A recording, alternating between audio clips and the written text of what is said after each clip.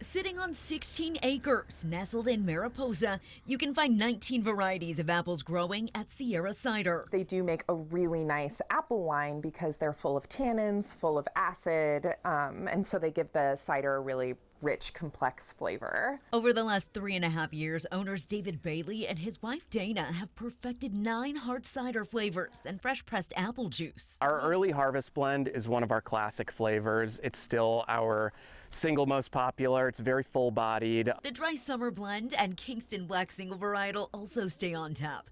Order by the bottle, glass, or flight, where you can try 4 different ciders. But we like to introduce, limited time or like seasonal flavors all the time because it's really our local, crowd that keeps our doors open in here. And I want to make sure that they've got a reason to keep coming back every weekend. New releases are paired with parties. We have a blend called Sneaky Tiki, which is rum oak barrel aged with a hint of pineapple.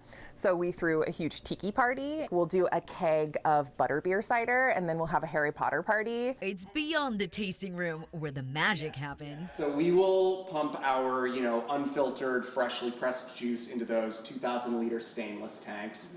We throw in some champagne yeast, which is what we use for most of our ferments, which gives us a really nice clean fermentation. Thanks to their tortured orchard Halloween maze and growing pumpkin patch, fall has become a family favorite at Sierra Cider. We like to say that the hard cider is what gets you here, but we're really an agritainment venue. Only 2/3 of the apples grown on the property are cider specific, but every apple is used. Drops go to local farmers for livestock, and U-Pick season has been a hit. Granny Smith and Honeycrisp, ones you may not have heard of, like Mutsu, a gigantic Japanese apple variety. They're like bigger than grapefruits. This reporter had to see it for herself.